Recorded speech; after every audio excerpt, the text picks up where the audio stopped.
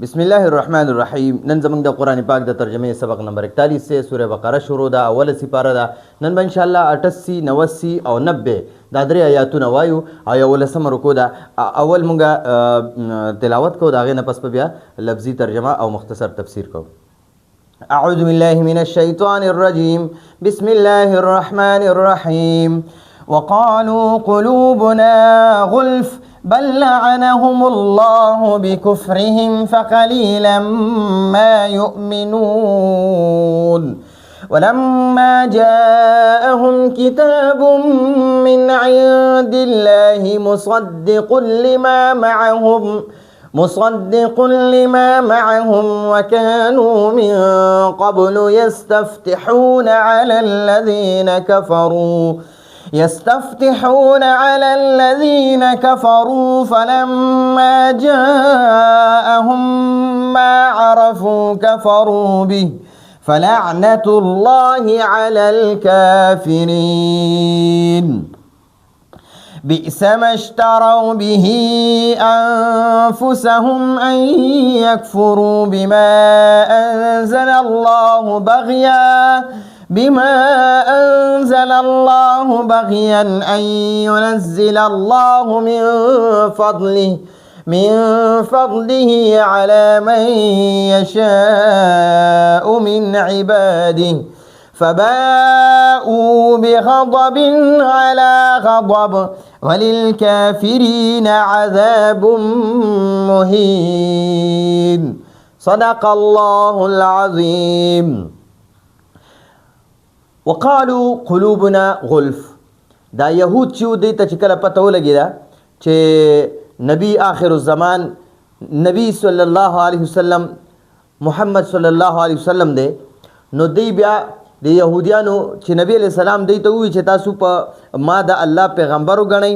او قرآن پاک باندې ایمان راوړئ. نو دی ورته څه وایي؟ وقالو، او دا یهودیان ووي قلوبنا، قلوب د قلب جمع ده او نا ضمیر ورسره نا معنا ده زمونږ زړونه، قلوبنا زمونږ زړونه غلفن په پردو کې دي، غلفن په پردو کې دي. دا غلفن چې دا د اغلف جمع ده. اغلف یوې پردې ته وایي. اغلفن معنی دا پرده او غلفن معنی دا پردی. غلفن بمعنی پردی. ٹھیک شو؟ نو دا غلفن پردو ته وای او دی وای زمونږ زړونه په پردو کې دي، لکه زمونږ زړونه محفوظ دي، مونږ باندې چا خبره نه لګي. بس زمونږ زړونه صرف موسی علیہ السلام او تورات، دا تورات کتاب منی او موسی علیہ السلام پیغمبر منی. د دې نه علاوه نه عیسی علیہ السلام منی، نه انجیل کتاب منی، نه بل پیغمبر منی او وای نه مونږ ته نبی آخر الزمان منو. نبی علیہ الصلوۃ والسلام ته فرمای او دغه يهوديانو به د رسول الله صلی الله علیه وسلم ته.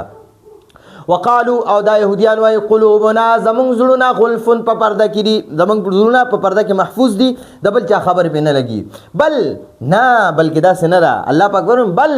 لعنهم الله، د الله لعنت ته په هغوی باندې، د الله د رحمت نه لرې دي. بکفرهم، د هغوی د کفر د وجې نه، بکفرهم د دې کافرانو د دې یهودیانو د کفر د وجې نه الله سبحانه وتعالی د خپل رحمت نه دا یهودیان لرې کړي دي. فقلیلا ما، نو ډیر لګ، دا ما چې دی دا د قلیلا د تاکید د پاره دی. دا ما زائده دی، صرف د قلیلا کې د تاکید پیدا کېدو د پاره دی. نو ډیر لګ، فقلیلا ما، نو ډیر لګ یؤمنون، هغوی ایمان راوړي. په دې کې ډیر لګ خلک ایمان راوړي، لکه عبدالله ابن سلام رضی الله عنه او د هغه یو څو ملګري چې هغوی بیا ایمان راوړو. په دې یهودیانو کې ډیر دغه شانتي وو. ولما، او هر کله چې جاء معنا د راغې، هم هغوی له، هر کله چې هغوی له راغې کتاب نه مراد قرآن مجید دی. چې کله کتاب الله پاک نازل کو او هغوی ته نبی علیہ السلام کتاب بیان کو. ولما جاءهم، او هر کله چې هغوی له راغې کتاب یعنی قرآن پاک من عند الله، د الله د طرف نه. من معنا ده نه، او عند معنا طرف نه، او لفظ الله ته وایي د الله د طرف نه. من عند الله، د الله د طرف نه کتاب راغی، یعنی قرآن مجید راغی. مصدقن، چې دا قرآن دا کتاب تصدیق کوونکی دی، دا رښتونی ګڼي. لما د هغه کتابونو تصدیق کوي چې هغه کتابونه رښتونی کتابونه دي د الله کتابونه دي لکه تورات زبور انجیل او نور صحیفه یادې نو الله چې کله د کتاب نازل کو د الله د طرف نه چې کله کتاب یعنی قرآن مجید نازل شو او هغه کتاب چې مصدق یعنی تصدیق کوونکی لما د هغه کتابونو معهم چې دوی سره د يهوديانو سره چې کوم د کدي په بني اسرائیل کې چې څومره کتابونه الله پاک پیغمبران لور کړو درې کتابونه تورات زبور انجیل او صحیفه نو هغه یادې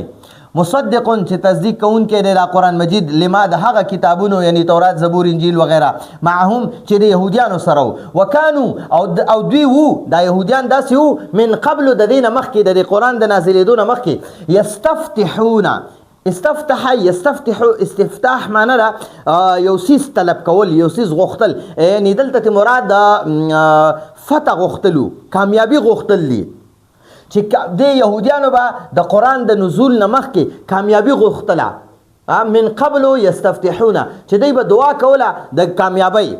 دوی به کامیابی غوښتله علی الذین په هغه خلکو کفرو چې کافرانو د دې يهوديانو به د دې يهودو به په یمن کې د مشرکینو سره جنگونه او هر وخت به ورسره جنگ شروع نو دا يهوديان دوی ته پته او په تورات کې ورته د نبی علیه الصلاۃ والسلام په باره کې الله پاک فرمایلیو چې نبی علیه الصلاۃ والسلام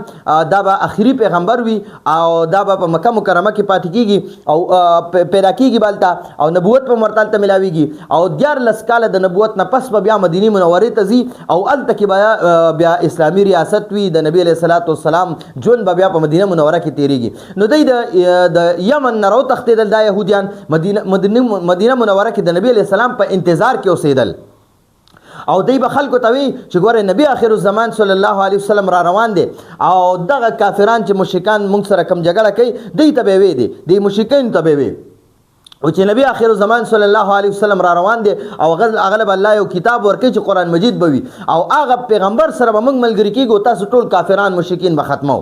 نو دا به د يهوديانو د الله نه دعام کوله یستفتحون چې د يهوديانو به دعا غوښتله اللهم انصرنا على اعدائنا ای الله زمونږ د دشمنانو په باره کې زمونږ مدد وکړي نو دا دعا به غوښتله او بمبعوث النبي آخر الزمان صلی الله علیه وسلم د نبی آخر الزمان صلی الله علیه وسلم په توفیل باندې زمونږ مدد وکړي د مشرکینو په خلاف نو دا دعا به غوښتله او د قوسوي وي من قبل وكانوا من قبل دا يهوديان داسې من قبل د قرآن د نزول نه مخکې یستفتحون چې دوی به دعا غوښتله دوی به کامیابي غوښتله علی الذین کفروا د کافرانو د کافرانو خلاف د کافرانو خلاف به دوی دغه کوله دعا غوښتله فلما نو هر کله چې جاءهم هغوی له ورکړه هغوی له راغې ما هغه پیغمبر صلی الله علیه وسلم عرفو چې هغوی پیژندلو چې کوم پیغمبر صلی الله علیه وسلم دی پیژندلو یعنی په تورات کې د نبی علیه السلام صفات پیژندلیو کنه نو چې کله دی له راغې د پیغمبر صلی الله علیه وسلم هغوی له ورکړو نه راغې هغوی له راغې ما هغه پیغمبر صلی الله علیه وسلم چې عرفو دا د فعل ماضی جمع مذکر غایب صيغه عرفو کې چې کوم واو ضمیر دی دا د يهوديانو ته راځي چې د يهوديانو په پیژندلو کفرو نو د يهوديانو انکار وکړو به دا پیغمبر صلی الله علیه وسلم دا هغه نه انکار وکړو فلعنت الله نو الله جل جلاله لعنت ته د الله جل جلاله لعنت ته علی الکافرین په کافرانو باندې پرې کافرانو د الله جل جلاله لعنت ته نو کله چې دی نبی علیہ الصلوۃ والسلام الله پاک دنیا ته راولېږلو او مبعوث کو نبوت ورته الله پاک ورکو نو بیا د کافرانو وی چې نه دا خو مونږ وی چې په بنی اسرائیلو کې به د نبی آخر الزمان راځي دا خو په بنی اسماعیل کې راغی نو په عرب چې دا د اسماعیل علیه السلام اولاد دی د اسماعیل علیه السلام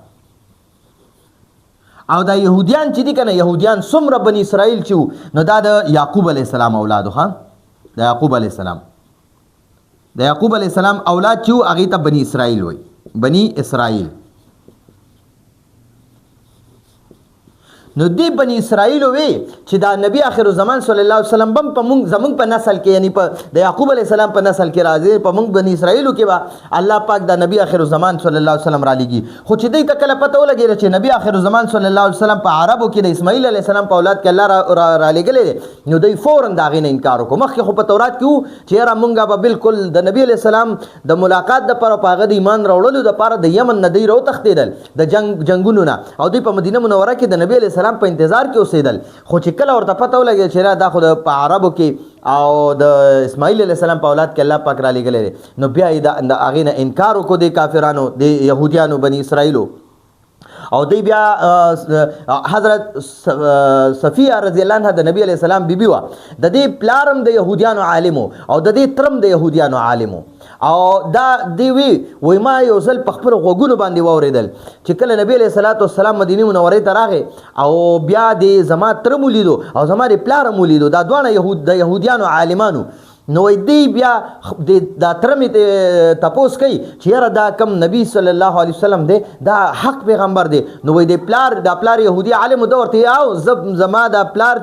دا نبی علیه الصلاة والسلام دا حق پیغمبر دی نو بیا ته دغه ورته وی دی بل روري ورته وی دی بل رور يهودي ورته وی چې بیا خو د چې کم صفات په تورات کې بیان شوي هغه په دغه ټول موجود دي د دغه ورته وی د صفیه رضی الله عنها د پلار ورته وی چې او بالکل هغه ټول په دغه کې موجود دي او دا ماغه نبی آخر الزمان صلی الله علیه وسلم دی نو د ترې وی قسم یې خوړو چې زما د رب باندې قسم وی زما د رب کعبه باندې قسم وی چې زما په د باندې کلم ایمان را نه وړم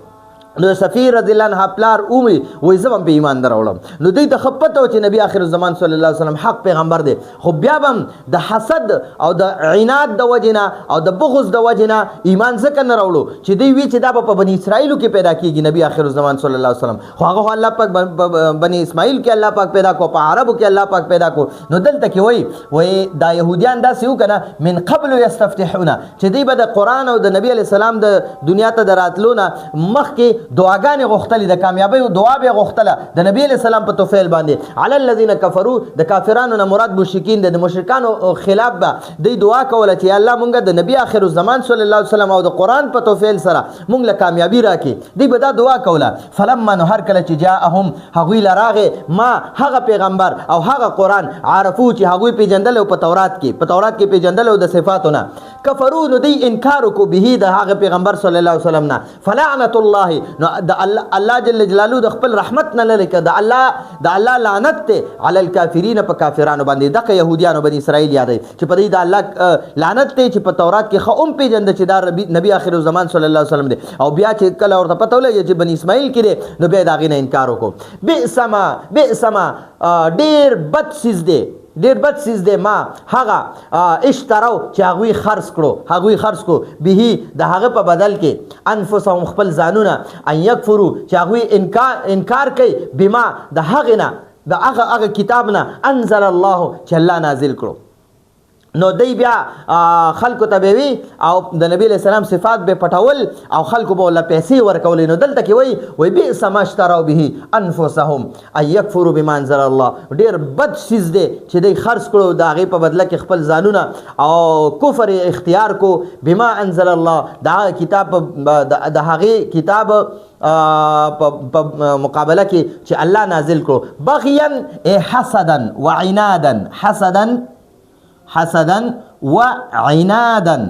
وعنادا حسدا وعنادا د حسد او د بغض د وجنه د نبی آخر زمان صلی الله علیه وسلم نه انکار وکړو او د قران پاک نه انکار وکړو اي ينزل الله چې الله جل جلاله نازلی من فضله د خپل فضل خپل رحمت سره علی من یشاء علی من په هغه چا باندې یشاء چې الله پاک غواړي من عباده د خپل بندګانو نه یعنی دا پیغمبري او د نبوت الله هغه چاله ورکي په خپل فضل سره چې په خپل بندګانو کې ورته کم ډیر محبوب وي او کم ته الله غواړي فباءوا نو دا يهوديان الله پاک اخته کړل بغضب په غضب کې الله په غضب کې اخته کړل په دوه غضبونو کې الله دی اخته کړل بغضب علی غضب د غضب د پاسه په غضب کې الله اخته کړل نو یو غضب سو فباء نو دی الله پاک اخته کړل دی الله پاک مبتلا کړل بغضب په غضب کې د عیسی علی السلام او د انجیل نه چې انکار کړو نو په هغه غضب کې الله اخته کړل علی غضب او په بل غضب چې د قران نه او د نبی آخر زمان صلی الله علیه وسلم نه انکار وکړو نو فباء بغضب علی غضب د غضب د پاسه په غضب کې الله پاک اخته کړل په دې باندې الله غضب دی او تر قیامت پورې به دی ذلیل او رسوایی وللکافرین او د کافرانو د پاره یعنی د یهودو د پاره عذاب مهین یا څوک چې د قرآن نه انکار کوي د نبی آخر زمان صلی الله علیه وسلم نه انکار کوي عذاب مهین د هغوی دپاره ذلت والا عذاب دی وللکافرین د کافرانو لپاره عذاب مهین عذاب دا موصوف دی مهین ذلت والا ذلت یعنی رسواکن عذاب دی عذاب موصوف او مهین ولا صفت دی نو موږ به د دې معنا کوو رسواکن عذاب دی دغه خلکو لپاره یا ذلت والا عذاب دی د دغه خلکو لپاره چې د قرآن نه او د نبی آخر زمان صلی الله علیه وسلم نه انکار کوي یا د عیسی علیه السلام او د انجیل نه انکار کوي یا داسې د نورو پیغمبرانو نه انکار کوي نو د هغې لپاره سخترین عذاب به وي د قیامت په ورځ باندې نو عذاب مفسرین وی دوه قسمه وي یو به د کافرانو لپاره عذاب وي یو د مسلمانانو د ګناهونو د وجې نه مسلمانانو له به الله عذاب ورکوي نو دا چې کم کافرانو له الله عذاب ورکوي دا به ذلت والا عذاب وي او کم مسلمانانو چې ګناهونه کړي دي او د ګناهونو سزا به الله ورکوي عذاب به الله ورکوي نو هغه دې لپاره ورکوي چې هغه عذاب د وجې به د دې ګناه الله ختمه کړي واپس به د دوزخ نه روباسي د عذابونو نه روباسي جنت کې به داخل کړي او دا کافران چې دي دوی به همیشه په هغه عذاب کې الله سوځي نو دا زمونږ د نن ورځې لفظي ترجمه او مختصر تفسیر اوس په یو ځل لفظي ترجمه ووایو وقالو او هغوی وایي یعنی دا یهودیان وایي قلوبنا زمونږ زړونه غلفن په پرده کې دي بل نه بلکې لعنهم الله الله جل جلاله په هغوی لعنت کړی یا الله جل جلاله د خپل رحمت نه لرې کړي دي بکفرهم د هغوی د کفر د وجې نه د یهودیانو د کفر د وجې نه فقلیلا ما نو ډېر لږ یؤمنون هغوی کې ایمان راوړي ډېر لږ په هغې یهودیانو کې داسې چې هغې ایمان راوړي ولما او هر کله چې جاءهم هغوی له راغی کتاب نه مراد قرآن مجید دی من عند الله د الله جل جلاله د طرف نه مصدقون چې دا کتاب دا قرآن تصدیق کوي لما د هغه کتابونو